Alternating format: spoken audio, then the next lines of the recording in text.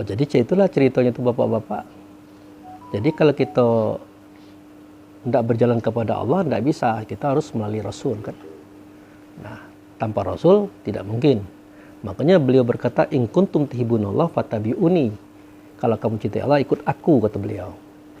Supaya apa? Supaya kamu dicintai, dikasih, disayangi, dan supaya diampuni dosa.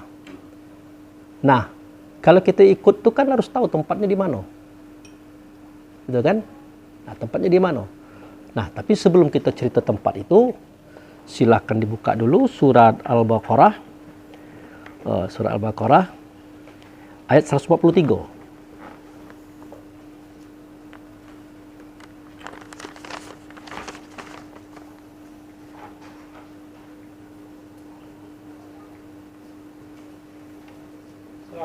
Empat tiga.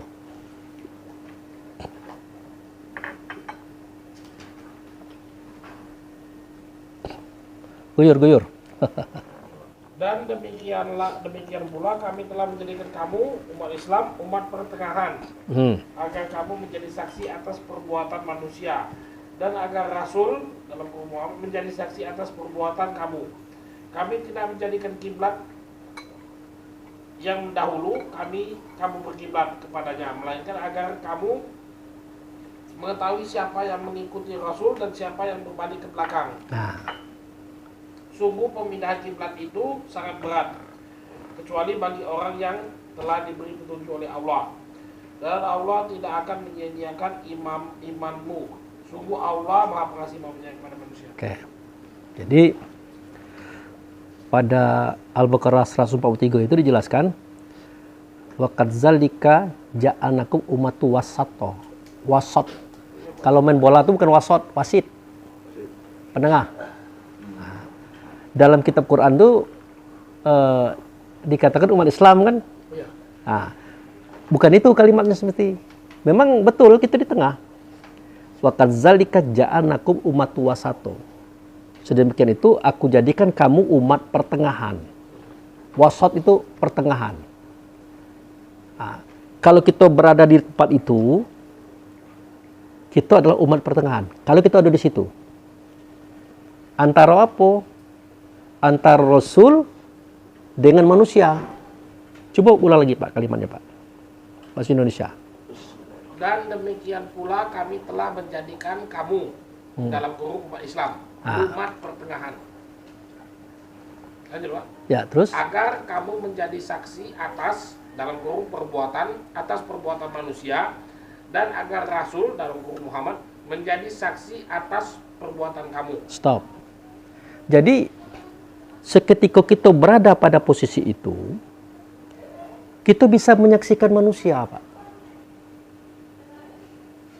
Seketika kita berada pada posisi itu, kita bisa menyaksikan manusia. Pertanyaannya manusia yang mana yang bisa kita saksikan? Bukan manusia lain. Manusia diri kita nih. Buruk kita tahu, bagus kita tahu, kelebihan kita tahu, kurang kita tahu. Nah, oleh karena kita tahu kekurangan kita, kelemahan kita, buruk kita, seketika dinasihati orang kita gampang nerima, Pak. Karena kita tahu memang kita punya kekurangan. Jadi manusia di situ bukan orang lain. Kita menyaksikan manusia kita sendiri. Pertanyaannya, kenapa kita bisa menyaksikan manusia kita sendiri? Kenapa kita jujur terhadap semua kekurangan kita? Karena waktu itu, di tempat itu, kita disaksikan Rasul. Makanya kita berada di tengah-tengah. Wa kadzalika ja'alnakum ummatu wasato. Litakunu syuhada'a 'alan nas wa yakun rasul 'alaikum syahida. Sedemikian itu aku jadikan kamu umat pertengahan. Kamu di tengah-tengah antara Rasul dan tubuhmu, manusiamu gitu nah. Kamu bisa menyaksikan manusiamu, kelebihan kekurangannya, baik buruknya. Kenapa? Karena Rasul menyaksikan kita di situ. Tapi kalau Rasul tidak menyaksikan kita di situ, berarti kita tidak di situ. Tidak mungkin kita bisa menyaksikan kekurangan kita, kelemahan kita. Tapi Pak Abu kan kita tahu kelemahan kita, kekurangan kita. Tapi ketika disebut orang kita membantah. Itu dianggap kita tidak tahu kelemahan kita. Semestinya ketika diingatkan orang kita terima. Memang kita punya kekurangan. Gitu. Memang kita punya kelemahan. Nah, kita jujur, kita ikhlas mengakui kelemahan kita, kekurangan kita. Itu karena kita melihat betul kekurangan kita. Dan kita bisa melihat kekurangan kita karena kita disaksikan Rasul. Kenapa? Karena kita berada di tempat itu. Nah, nanti kita bicarakan tempat itu di mana. Nah, itu. Terus Pak, kalimatnya baca lagi.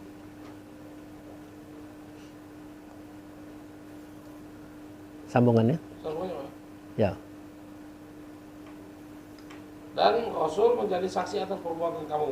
Kami tidak menjadikan kiblat yang dahulu kamu berkiblat kepadanya, melainkan agar kami mengetahui siapa yang mengikuti Rasul dan siapa yang berbalik ke belakang. Sungguh, pemindahan kiblat itu sangat berat, kecuali bagi orang yang telah diberi petunjuk oleh Allah. Stop. Jadi, dengan adanya kita hadir di tempat itu, nah, itulah cara ngikut Rasul. Dalam ayat itu. Wa kadzalika ja'alnakum ummatan wasata litakunu syuhada 'alan nas wa yakuna rasul 'alaikum syahida wa ma ja'alna qiblatan allati kunta 'alaiha illa lina'lama may yattabi'ur rasul mimman yanqalib 'ala aqibai. Dan kami tidak membuat sistem perkiblatan seperti ini supaya kami tahu yang mana ngikut Rasul, yang mana yang berpaling. Jadi metode ini memang Allah dan Rasul menyusunnya. Kalau kita nak ngikut Rasul, caranya kita datang ke sini, itu metode itu Allah dan Rasul yang buat. Nah, siapa datang ke sini, itu yang ikut Rasul. Siapa yang berpaling, itu berarti tidak ikut Rasul. Itu. Nanti kita bicarakan tempat itu. Nah, inilah yang sering dibantah oleh orang. Pak Abu Fikri itu ngajak kita kepada Muhammad, bukan kepada Allah. Nah, kita lah tahu, kiblat itu kan hadapan, ya kan? Maka di situ dikatakan, wa in kana lakabira ila alal wa in kana kabira ila alalazina hadallah. Perpindahan kiblat ini berat kecuali bagi mereka yang dapat petunjuk. Karena selama ini kita ngadap Allah tulah. Sekarang kita bawa kepada Muhammad. Mereka keberatan. Kata Allah wajar dia keberatan, memang berat. Nah itu. Karena kalau Anda pergi kepada Allah, tidak mungkin. Pasti harus melalui Rasul. Itu pun tidak mungkin kalau Rasul tidak diberi tubuh gitu. Nah, akhirnya gitu gambaran cerita itu, Pak. Nah, jadi itulah cerita ayat itu tadi. Perpindahannya itu tadi. Maksudnya yang sebelumnya langsung kepada Allah, perpindahannya sekarang melalui Rasul. Ini dia berbicara kepada kaumnya Nabi Muhammad waktu itu dan ahli kitab. Artinya sebelum ada Rasul Muhammad, mereka ahli-ahli kitab yang lain itu mengikuti nabi-nabi yang lain itu langsung, itu mungkin perpindahannya langsung pada Allah tanpa melalui Rasul Muhammad. Nah, jadi para nabi dan Rasul zaman dulu pelajarannya tidak jauh beda dengan Nabi Muhammad. Bahkan para nabi dan Rasul dari Adam sampai Isa itu kan ngajak kaumnya ngikut dia. Ngikut misalnya Nabi Adam, Idris, Nuh, Hud, sampai Isa kan. Kaumnya itu disuruh ngikut dia. Nah, dia Rasul tadi ngikut Muhammad. Nah, itu. Karena Muhammad itu serta Allah. Sayang 1000 kali sayang, ya kita tidak menyebut nama agama yang bersangkutan. Justru Muhammad ini didelete, dihilangkan. Padahal kisah Musa jelas menceritakan bahwa innani anallah la ilaha illa ana fa'budni wa aqimis shalah li zikri. Itu surat Toha ayat 14. Di situ mengatakan, "Hai Musa, sesungguhnya aku ini adalah Allah. Tidak ada Tuhan itu, akulah dianya. Oleh karena itu, sembah oleh kamu kehendaku dan dirikan sholat. Dalam sholat nanti kau ingat aku." Nah, semua kita mengatakan itu Allah yang ngomong. Padahal jelas, dirikan sholat, dalam sholat nanti yang kau ingat aku. Berarti ada sosok, ada bentuk, ada rupa. Sedangkan Allah tidak. Kok ini disuruh ingat? Tanpa terpikirkan. Ternyata yang dihadapi oleh Musa itu adalah wujud serta Allah, sifat Allah, Rasul yang dirasulkan oleh Allah itulah Muhammad. Dia telah yang ngomong. Dia mengatakan kata Allah. Hei Musa, kata Allah, aku ni Tuhan. Dan Tuhan, akulah dia. Nah, itu. Oleh karena itu, sembah oleh kamu akan daku. Dan dirikan solat. Nah, dalam solat itu jangan Allah, kau ingat aku. Karena aku yang bisa kau lihat. Gitu. Nah, kalau Allah tidak. Dari zaman dulu, memang yang dilihat oleh para nabi-nabi, sampai ke Isa itu Muhammad itulah. Muhammad itulah. Tetapi oleh saudara kita di-delete. Dihapusnya nama Muhammad itu. Disitulah letak keingkaran mereka itu. Kalau masalah ibadahnya beda dengan kita, itu kita maklumi Pak. Setiap nabi-nabi dan rasul-rasul itu hakikatnya sama, syariatnya berbeda. Tujuannya sama, syariatnya berbeda. Itu kita maklumi. Yang nak sholatnya sekali seminggu ritualnya, kalau kita 5 kali sehari, no problem itu. Karena hakikat sholat itu bukan tegak, ruku, tidak sujud duduk, tapi menyambung rasa diri kepada Rasul itu dengan Allah. Dan ini ada yang berwaktu 5 kali sehari semalam, ada yang tidak putus-putus, namanya sholat doimun. Walaupun duduk sambil merokok, sambil makan, tapi rasa dia tetap berhubungan dengan Allah dan Rasul. Nah, jadi itu tidak kita persoalkan. Nah, jadi jadi itu tadi Pak, cerita itu Pak. Nah, jadi apa namanya tadi yang apa tadi pertanyaan Bapak? Perpindahan kiblat. Ya, jangankan orang dulu, Pak. Orang hari ini, kan pernah saya katakan, coba buka surat As-Saff ayat 9.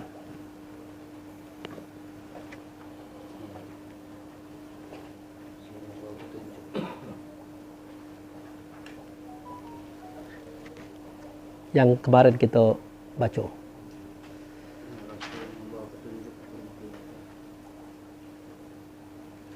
Ketemu Pak? Ya, silakan Pak. Asy-Syaff ayat 9. Dialah yang mengutus Rasulnya dengan membawa petunjuk dan agama yang benar untuk memenangkannya di atas segala agama meskipun orang-orang musyrik membencinya. Nah, Bapak tanyalah dengan siapa saja. Bapak kalau minta petunjuk ke siapa? Kepada siapa? Pasti jawabnya kepada Allah, Pak. Pasti. Contoh, ihdinas siratal mustaqim. Ada kan? Tunjukilah kami jalan yang lurus. Kepada siapa Anda minta itu? Pasti kepada Allah. Seketika Bapak katakan, bukan kepada Allah, kepada Muhammad. Ribut orang, Pak. Nah, kalau orang ribut, pertanyakan ayat ini. Dia itu Allah mengutus Rasul. Rasul ini membawa petunjuk, Rasul ini membawa agama. Berarti petunjuk dan agama tidak ada di Allah, ada di Rasul. Makanya tidak mungkin kita datang kepada Allah yang kita temukan cuma Rasul. Rasul gaib, Allah gaib. Makanya Rasul dikasih badan, nah itulahnya Nabi. Yang ini yang harus kita pahami yang ini. Nah, di sini kan nampak Pak. Bapak boleh coba nanti sambil duduk-duduk kan. Kamu sering minta petunjuk. Ya, kepada siapa? Kepada Allah, pasti. Bukan kepada Muhammad. Nah, ribut dia, Pak. Perpindahan kiblat itu sangat berat. Nah, Bapak kalau sholat azan dulu dah, azan. Coba baca doa azan. Hafal, Pak? Pak Ustaz. Allahumma wassalah ati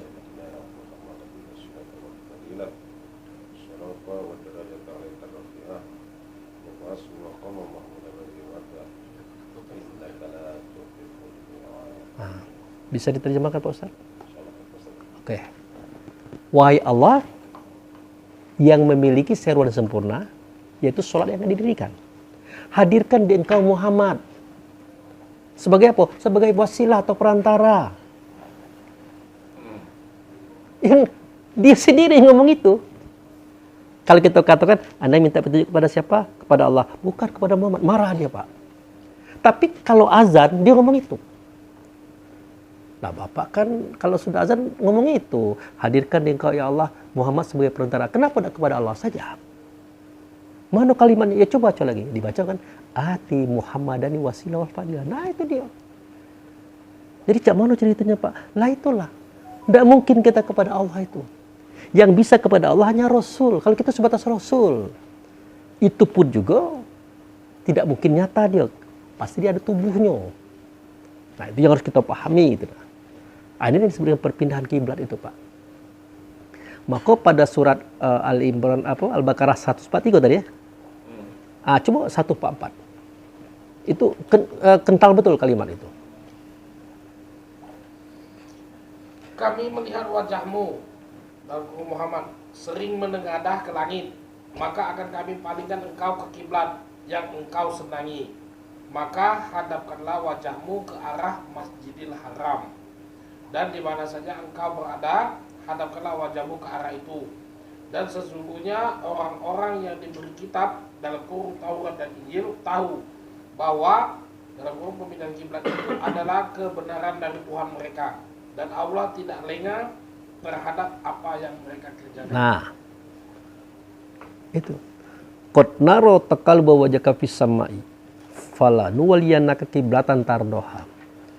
Kata Allah melalui Rasul ngomong kayak Muhammad Nabi anak Abdullah ini, katanya, aku tengok kamu kalau memohon, menyatakan sembahan kepada Allah. Karena kamu seperti itu, umatmu juga ikut itu. Yang ngomong ini sih, yang di dalam Iya. tadi kan. Tidak kayak gitu, kata dia. Ya kau hadapkanlah wajahmu itu kepada kiblat, kamu senang dengan dia. Jadi Muhammad bin Abdullah ini senang kepada Rasul yang ada dalam dirinya. Nah, bagaimana sahabat biar bisa senang kepada Rasul yang dalam dirinya? Ya dia harus senang kepada Nabi Muhammad. Hadapkanlah wajah kalian itu kepada saya, kata dia. Itu sosok, Pak. Oh ini. Tapi di sini ditulis, maka hadapkanlah wajahmu ke arah Masjidil Haram. Di atasnya. Kiblat yang kamu suka. Oh iya. Kami melihat wajahmu Muhammad sering menengadah ke langit, maka akan kami palingkan engkau ke kiblat yang engkau senangi. Nah, itu dia. Maka hadapkanlah wajahmu ke arah Itu, ya. yang kau senangi. Batas itu, Pak. Ya, tapi di sini ada tulisannya benar-benar Masjidil Haram, Pak. Nanti. Itu sesudahnya itu, Pak. Oh iya, sesudah Ya. betul. Jadi Ya. Nanti dulu. Nanti kita bahas ke situ. Jadi, seketika dia menghadap ke langit. Nah, langit ini apa? Langit itu kias, Pak. Tinggi, besar, tidak berbentuk, tidak berupa, tidak bersuara. Itulah langit. Kias. Dia menunjuk kepada Allah, Pak. Aku tengok kamu kalau ngadap Allah. Minta petunjuk kepada Allah. Menyembah kepada Allah. Tidak cak itu. Hadapkanlah wajahmu kepada hadapan yang kamu senang dengan dia. Gitu nah. Kalau Muhammad Abdullah senang kepada Rasul yang ada dalam dirinya, kalau sahabat senang kepada Muhammad Nabi yang anak Abdullah. Ya kesini dong ngadapnya. Bukan ke Allah. Kalau Allah tidak mungkin. Gitu Pak. Nah, baru masuk ke ayat kedua tadi. Fawali wajaka. Fawali.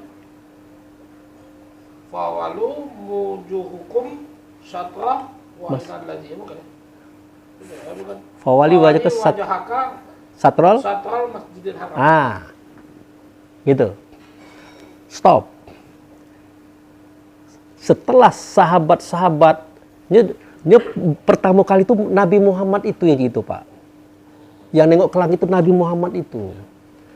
Ditegur oleh Allah melalui Rasul yang ada dalam dirinya sendiri. Tidak cak itu, kata dia. Jangan ngadap kepada Allah itu. Kamu hadapkan wajahmu itu kepada diriku. Yang ia ada dalam dirimu. Kamu Nabi, aku adalah Rasul. Setelah dia dapat pelajaran itu, baru dia ngajar kawan-kawannya. Tidak cak itu kamu tuh, tidak kepada Allah, tapi kepada saya, kata dia kan. Gitu. Tidak mungkin dia ngomong kepada Rasul dalam diri saya. Tidak mungkin kan. Kepada saya. Nah, semenjak itu kawan-kawan tadi, kalau dia sholat, dia sembahyang, persis kayak Musa. Bukan yang ditengoknya itu yang disembahnya bukan. Yang disembahnya adalah Allah, tapi yang ditengok itu adalah hadapannya gitu. Sama dengan Ka'bah, Pak. Ka'bah itu kan batu yang disusun. Dikasih kiswah hitam.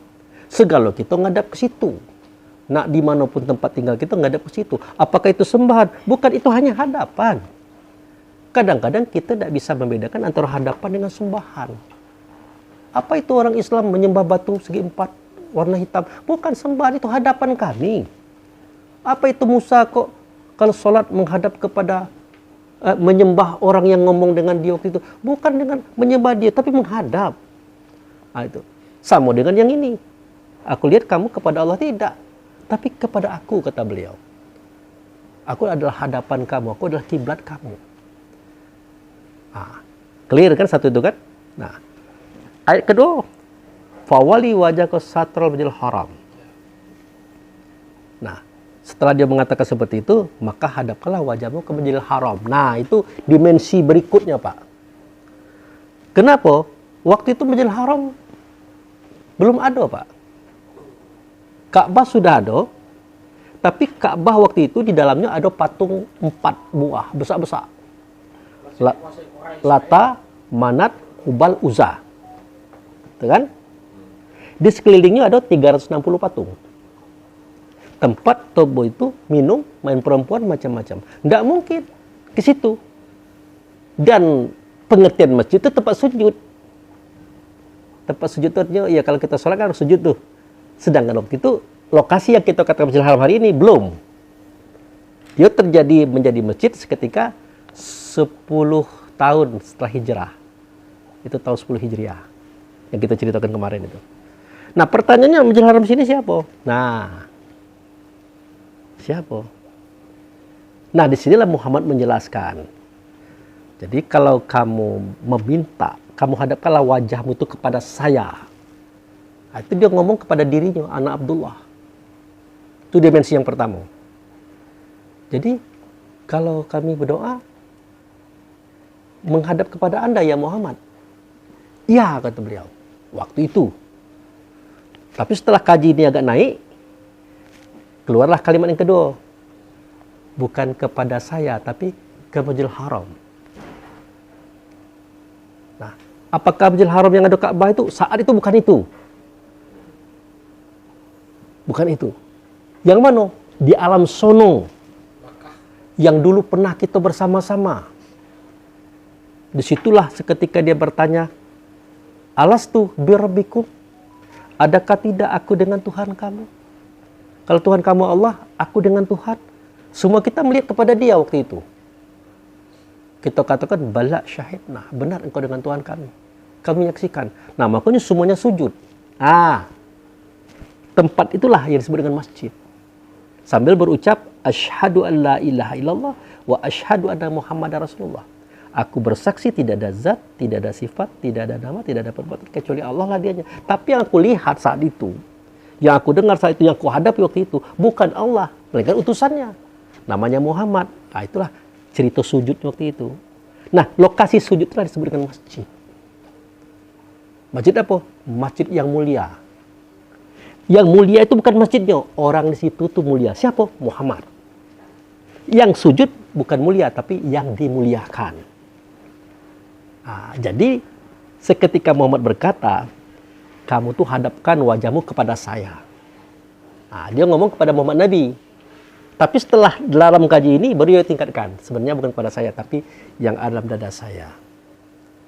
Itulah Muhammad Rasul. Nah itu.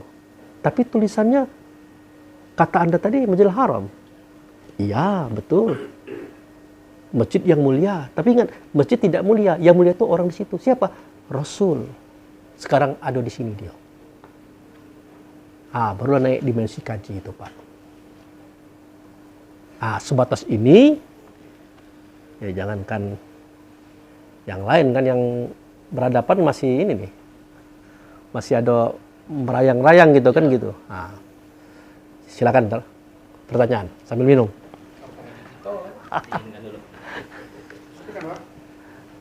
Biarlah ada apa-apa. Sambil minum-minum.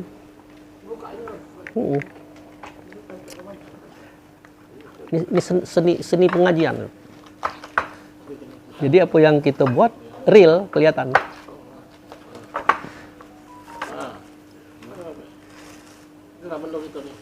Jadi ayat saya tanggapi zaman yang tertulis dalam Al-Quran itu kan kalau masuk orang awam kan Masjidil Haramnya di Mekah itu kan. betul. Tapi kalau Pak menerjemahkan kan lain gitu kan. Lain. Sepanjang tadi kan kalau saya menerjemahkan seperti itulah, seperti orang banyak kan Masjidil Haram kan. Dulu kan waktu sejarahnya pindah kiblat kan, dulu kan ke Masjidil Aqsa kan. Terus Nabi suruh pindah lagi ke Masjidil Haram kan gitu peristiwa Al-Quran diturunkan. Tapi kalau Pak menerjemahkan kan itu versi lain gitu lah itu. Iya. Ya, aduh. Iya benar. Jadi inilah kelemahan daripada Ayo Pak, kita makan Pak. umat akhir zaman. Seketika Muhammad itu, ini sejarahnya kan, berkiblat kepada Masjidil Aqsa, kan begitu ya?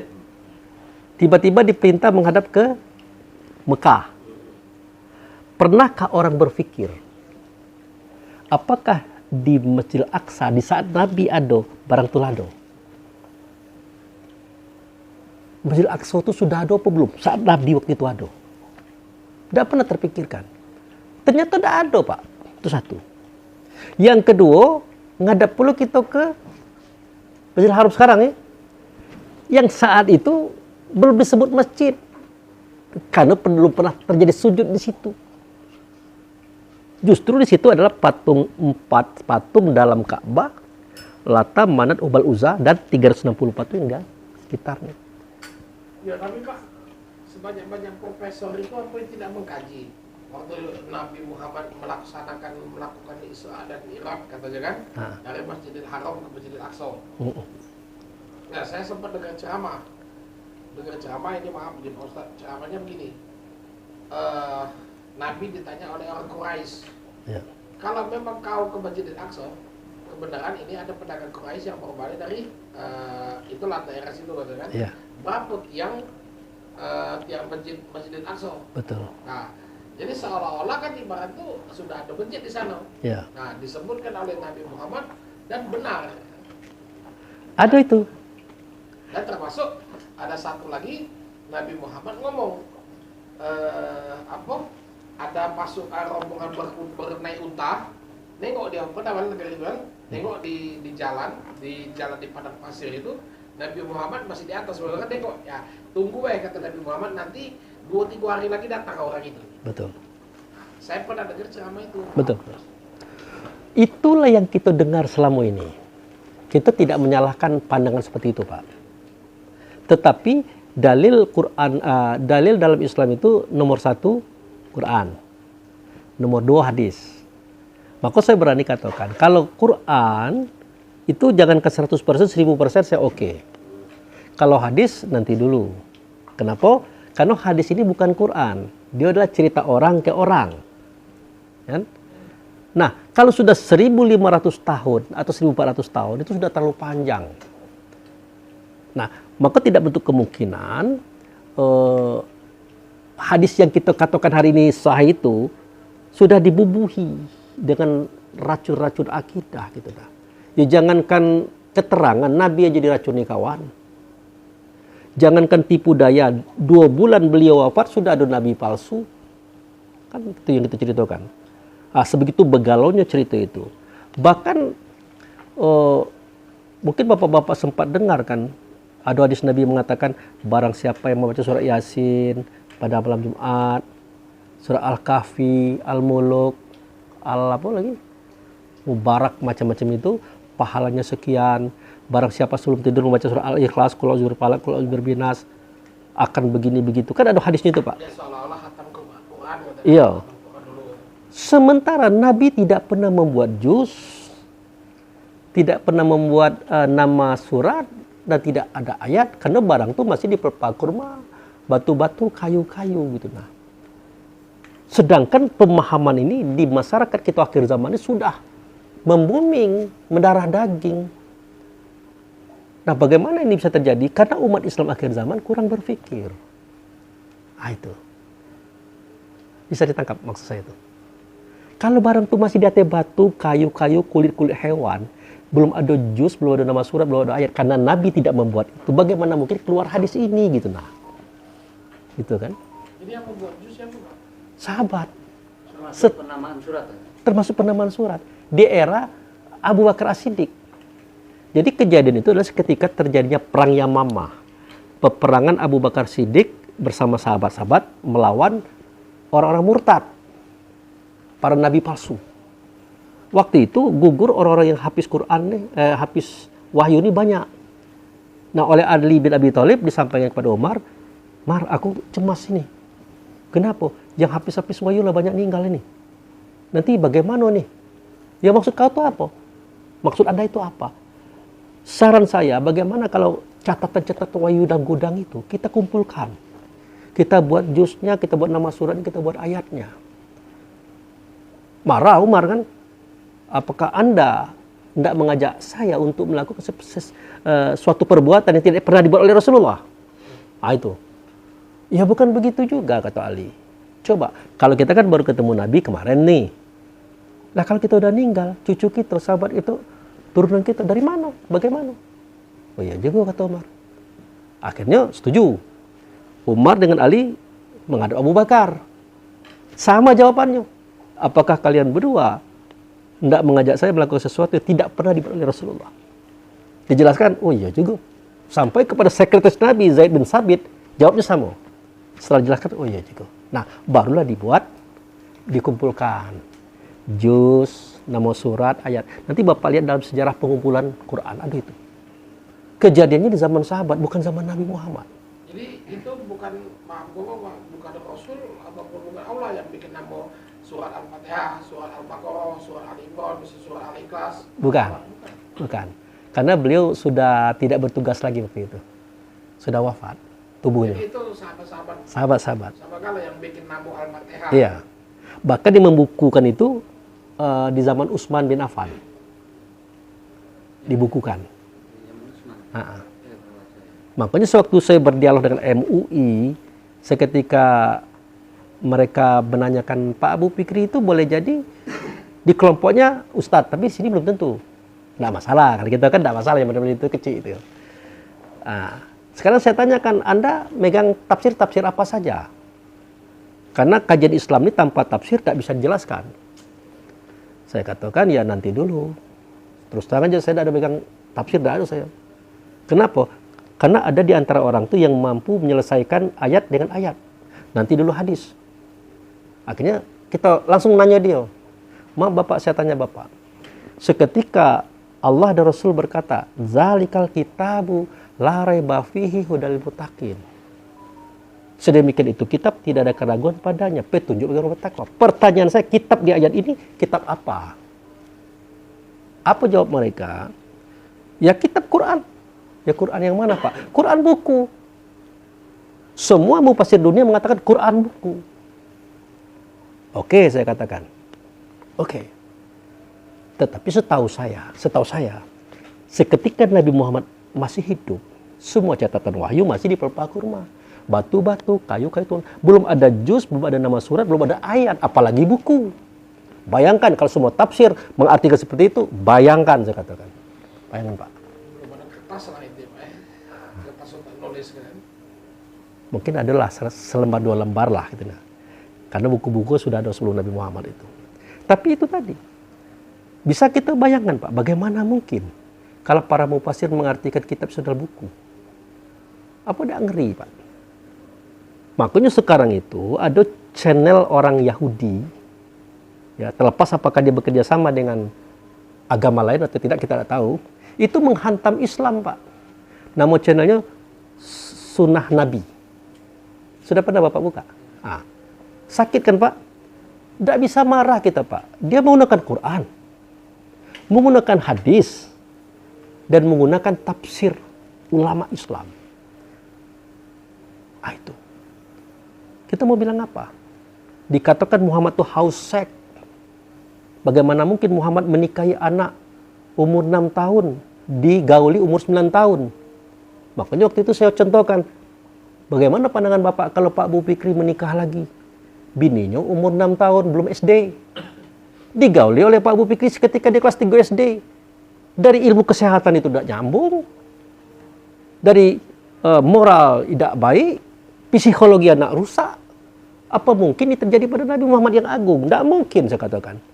Walaupun Anda mengatakan hadis sahih, ini satu contoh, Pak. Dan banyak contoh-contoh lain, termasuk barang siapa yang membaca surat ini, termasuk itu. Tapi Pak, kalau kita mengamalkan itu kan ada salah. Ada salahnya juga, berpahala. Bapak nak tidur baca qul huwallah, silakan saja. Malam Jumat baca Yasin, silakan saja, bagus. Tapi yang kita persoalkan ini, bagaimana mungkin ada keterangan ini? Padahal nama-nama surat belum ada gitu. Nah, ini sebuah kritisi dari kita kan tentang pendapat para tokoh-tokoh kita terdahulu. Nah, kalau menurut saya mereka itu tidak salah juga, Pak. Ya namanya sebatas itu waktu itu kan. Nah, kita dianugerahkan Tuhan untuk kritis dalam hal ini. Nah, kira-kira gitu gambarnya. Nah, itulah cerita tentang kiblat tadi, Pak. Tadinya kiblatnya ke Masjidil Aqsa, pindah ke Masjidil Haram. Ternyata dipelajari waktu itu Masjidil Aqsa belum ada. Tapi hadisnya ada, kata Pak Charlie tadi. Juga aku baca ngaji, ada juga tulisan Masjidil Aqsa, ada Bang. Ada. Nanti saya ceritakan. Ada kan, Pak? Bagaimana cerita Masjidil Aqsa itu? Nah kan, saudara, itu nggak ada ke Masjidil Haram. Padahal pada saat itu belum jadi masjid. Apalagi masjid yang mulia. Nah, 143 tadi, Bapak ulang lagi. Perpindahan kiblat itu sangatlah berat. Wa in kana la kabirah ilal. Kalau bisa ada Arabnya dikit, Pak, biar agak jelas. 143 Pak ya? 143 kalau salah ya. Kot nara. Oh, 142. 142. Wa kazalika bukan? Wa kazalika ja'alnakum ummatau wasatal litakunu suhada ala nasi wa yakunar rasulu alaikum sahida. Itu artinya. Dan demikian pula kami telah menjadikan kamu umat Islam, umat pertengahan, agar kamu menjadi saksi atas perbuatan manusia dan agar Rasul Muhammad atas perbuatan kamu menjadi saksi. Terus lanjut lagi, Pak ya. Wa ma ja'alnal qiblatal lati kunta 'alaiha illa lina lama mayyattabi'u rasulah mimai yan qolibu ala akibai. Itu itu. Berikut. kami tidak menjadikan kiblat yang dahulu kamu berkiblat padanya, melainkan agar kami mengetahui siapa yang mengikuti Rasul dan siapa yang berbalik ke belakang. Oke, satu lagi di bawah itu. Wa in kanat lakabiro ila alalazina hadallah. Terjemahkan.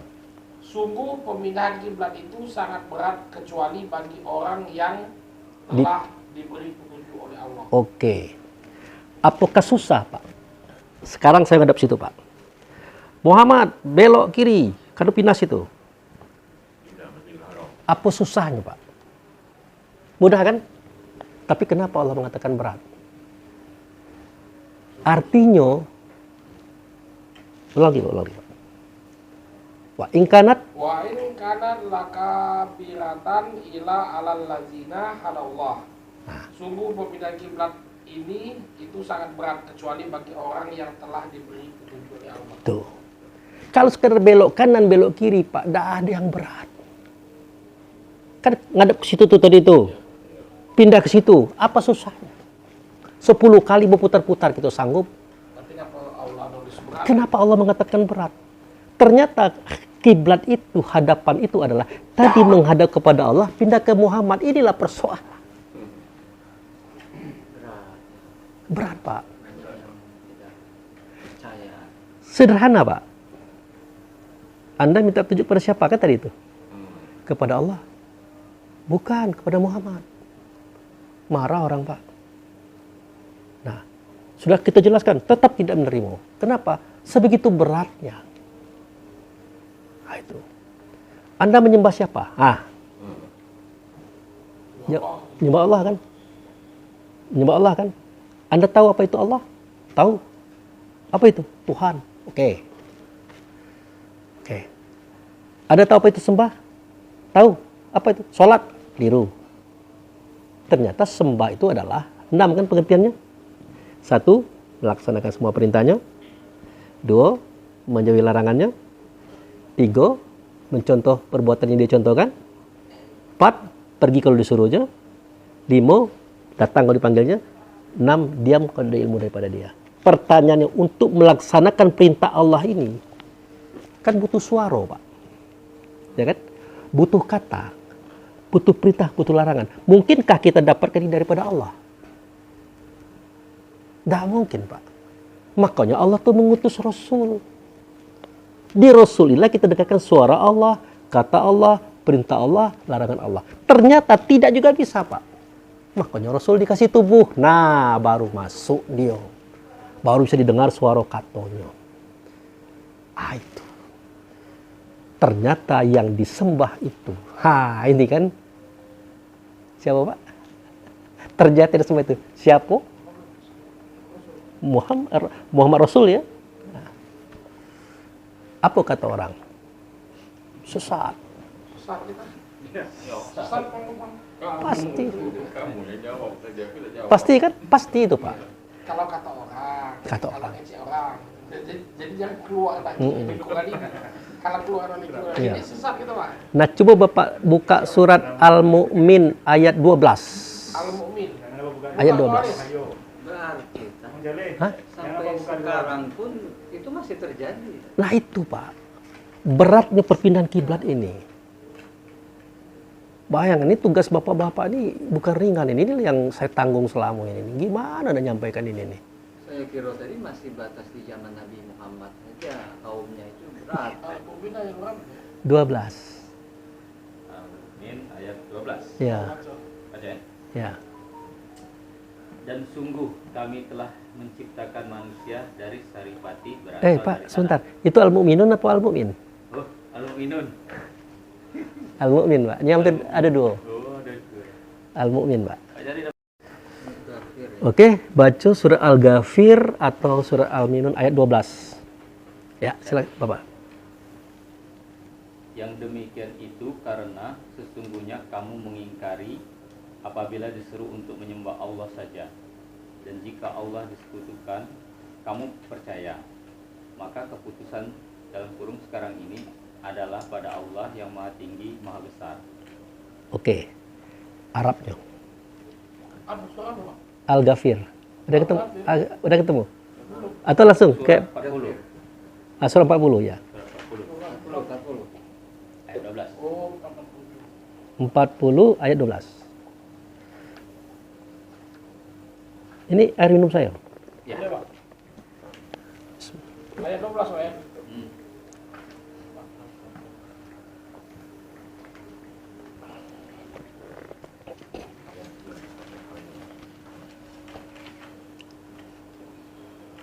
Ada nama lainnya kan, Ustaz? Tidak pakai al dia. Zalikum, Pak ya. Benar. Ya, zalikum. Zalikum bi annahu iza du'iyallahu wahdahu kafartum. Yang demikian itu karena sesungguhnya kamu apabila diseru untuk menyembah Allah dia saja, maka kamu mengingkari. Terus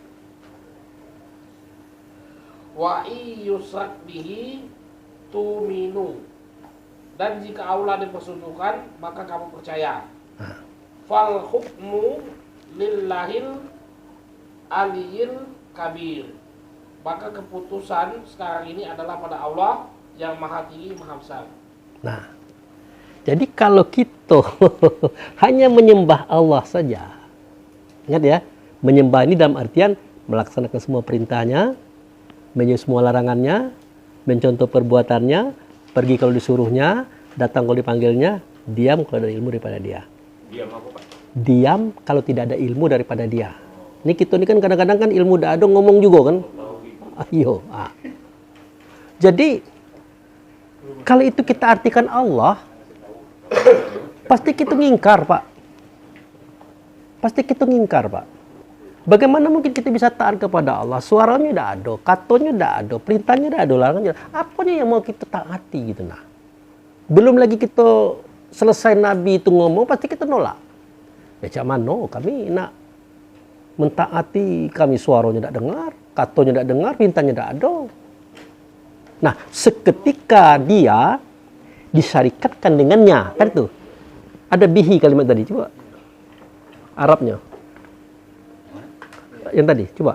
Dzalikum bi annahu idza du'iyallahu wahdahu kafartum wa yusyrik bihi tu'minu. Ulangi, yusyrik bihi Wa wa'id. wa yusrak bihi Nah. tu'minu. Kalau diserikatkan Allah ini dengan dia, pasti kamu beriman. Tidak percaya. Bagaimana mungkin kita percaya beriman kepada Allah sementara suara katanya tidak terdengar. Tapi seketika dia diserikatkan dengan utusannya Muhammad tadi, baru kita percaya ada suaranya, ada katanya, ada contohnya. Gitulah maksud daripada pengertian yang kita bahas malam ini. Jadi bagaimana ini Pak Abu? Berarti kita ini hanya batas Muhammad? Iya. Kalau Allah, ya jangankan mendengarkan suara Allah Pak. Mungkin bapak-bapak pernah dengar, kalau bukan takut kalian akan binasa, aku minta kepada Allah supaya kamu dengarkan suara jenazah yang ditandu gitu. Tapi jangan cubu-cubu, kalau kamu sempat dengar itu, binasa kamu semuanya. Jadi seluruh dunia ini bisa dengar kecuali manusia dan jin. Suara itu beda mampu kita dengar Pak. Apalagi tidak dengar suara Allah. Itulah alasannya kenapa Allah mengutus Rasul. Biar suara Allah itu nyata di Rasul. Kata Allah nyata di Rasul. Ternyata itu pun gaib. Makanya dikasih badan. Itulah anak Abdullah orang Arab. Itulah maksud surah Al-Ghafir ayat 12 tadi. Atau surah Al-Mu'min ayat 12 tadi. Bayangkan bagaimana kiblatnya bisa kita pindahkan. Sementara tulisannya ada. Itu. Kan berat kerja ini Pak. Kalau tidak duduk macam ini, kita bersyukur kepada Allah. Ya, kita bersyukur kepada Allah, kan Allah turunkan rezeki melalui Pak Charlie, sehingga kita bisa ngomong-ngomong kayak itu. Coba Pak, ini Bapak renungkan, berat tak? Sungguh perpindahan kiblat itu sangat, kecuali orang yang ditunjuki Allah. Kalau ditunjuki Allah, tidak bisa Pak. Nak kiai, nak ulama, tidak bisa. Karena selama... Nah, maaf lagi Mas, orang yang ditunjuk Allah itu ya kita ini Pak. Bukan. Bukan begitu juga Pak. Jadi kan tidak enak juga dengarnya kan. Yang ditunjuki oleh Allah adalah orang yang telah tahu, kemudian dia mengikuti Pak. Ya kan kita, karena kalau kita buka keluar, kita yang diomongin sesat. Kamu. Ya, iya boleh. Kan Rasul itu kalau pemahaman kita selama ini bukan hanya Nabi Muhammad ya. Nabi Musa Rasul. Nabi Isa Rasul. 5 kan kalau nggak salah. Kemudian juga dapat kitab juga dari wahyu kan. Nabi Musa dapat Taurat, Nabi Isa Injil, Nabi Daud Zabur.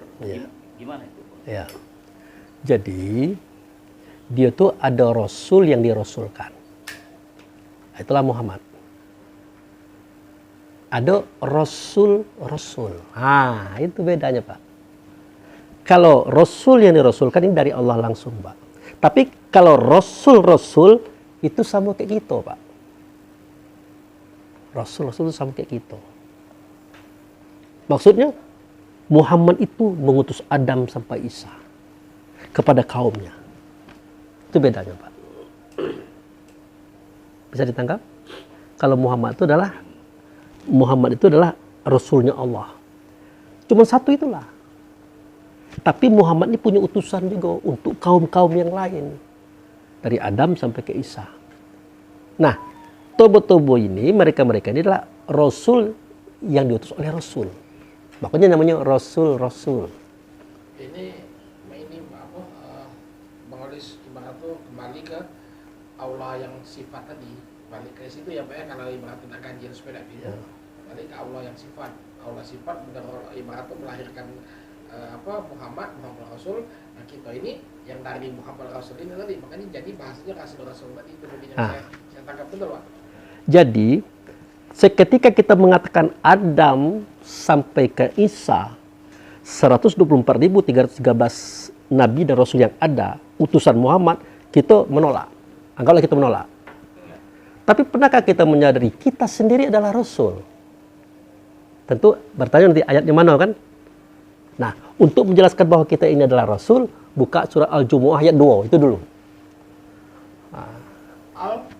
Al-Jumu'ah. Ngeri, Pak. Tidak apa-apa. Inilah kata Rasulullah itu kan, nanti ada umatku yang memang jatuh bangun.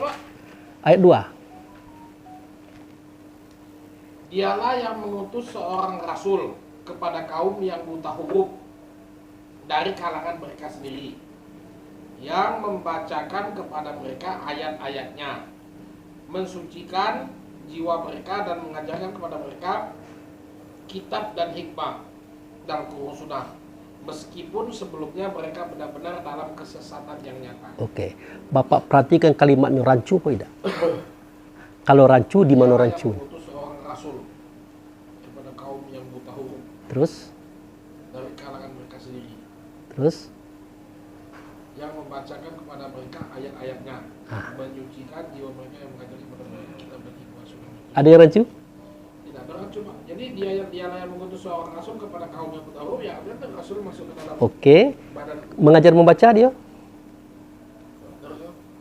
Yang membacakan kepada mereka ayat-ayatnya. Di situ kerancuan, Pak. Oh iya, Pak. Dialah yang mengutus seorang rasul kepada kaum yang buta huruf dari kalangan mereka sendiri. Nah, tapi kan di sini kan itu yang kalimat pertama, koma. Yang kaum yang buta huruf dari kalangan mereka sendiri, yang membacakan kepada mereka ayat-ayatnya. Artinya dia orang buta huruf tapi membacakan ayat-ayatnya. Itu maksudnya ya, Pak. Ini, Pak. Kalau bukan kita kritis, Pak, kita tertipu oleh sejarah, Pak. Itu adalah cerita tentang Nabi Muhammad itu. Jadi coba Arabnya, Pak. Huwallazi ba'atsa fil ummiyi rasulah.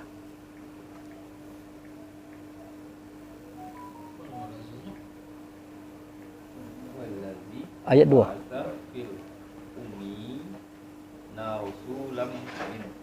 Yatslu alaihim ayatihi wa yuzakkihim wa yu'allimuhumul kitaba wal hikmata wa in kanu min qablu lafi dhalalin mubin. Oke. Nah. Oke, kita terimalah apa yang ditulis di situ. Muhammad ini dibangkitkan di tengah-tengah orang yang buta huruf. Oke, kita terima. Kalau memang kaum itu buta huruf, bagaimana wahyu ini dituliskan di atas pelepah kurma? Di atas batu-batu, kayu-kayu, tulang-tulang. Ini bagaimana bisa dituliskan ini? Kalau memang ini buta huruf. Gitu, Pak Charlie. Ya kan? Nah, kalau memang Muhammad itu buta huruf, bagaimana dia membacakan ayat? Sementara kalimat Nabil Umi ada. Gitu kan? Bahkan seketika terjadi perang Badar, kan banyak yang ditangkap tuh orang Mekah tuh. Yang kayo-kayo nebus dengan duit, dengan emas, perak. Yang buntu, apa kata Nabi? Setiap kamu seorang ngajar baca 3 orang yang tidak bisa baca di Madinah. Pernah dengar sejarah itu, Pak? Belum ya? Tapi Bapak pernah. Nah, berarti mereka bisa baca. Lalu kenapa ditulis di situ seperti itu?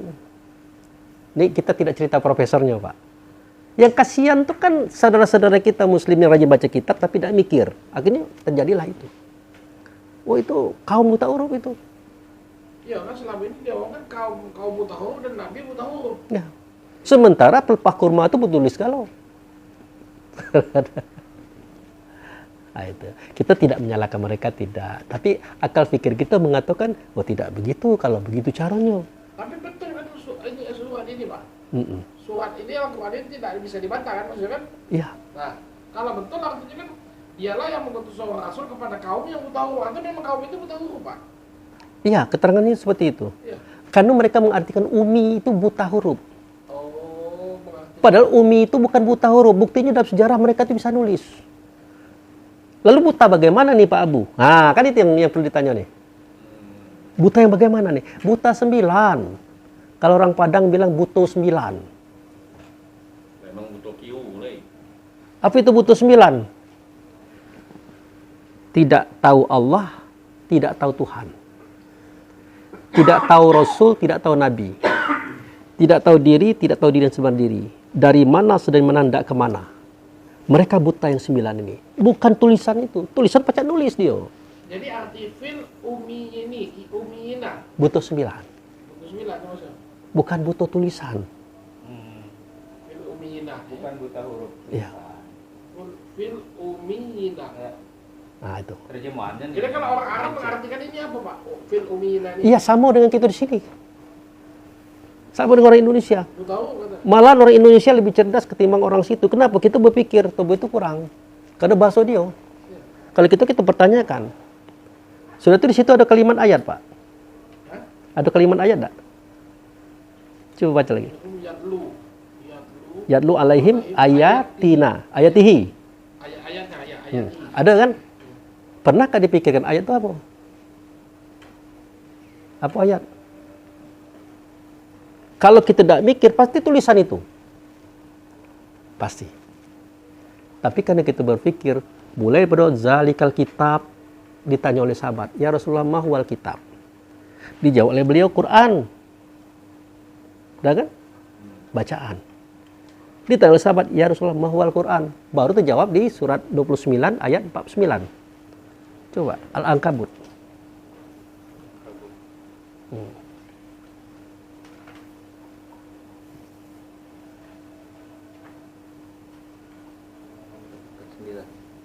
Baca. Kamu belum Iya, silakan terus masuk. Biarlah, dapat. Ada. Ini nih. Sebenarnya Al-Quran itu adalah ayat-ayat yang jelas di dalam dada orang-orang yang berilmu. Hanya orang-orang yang zalim yang mengingkari ayat-ayat kami. Jelaskan. Kitab itu Quran. Quran itu ayat yang mana? Ayat dalam dada kamu. Bal huwa ayatu fi sudur. Bahwa saja Quran itu adalah ayat dalam dada. Dia menunjuk kepada roh kita. Inilah yang diajarkan oleh Muhammad kepada kaum, bukan tulisan. Karena dia mengajarkan ayat itu tidak mengajarkan tulisan, kata orang dia ini buta huruf. Padahal bukan itu urusannya. Gitu. Jangankan gurunya, muridnya aja baca nulis. Baca baca, buktinya lepas kurma ada tulisan galuh. Buktinya tatkala tertangkap mereka itu disuruh ngajar maco.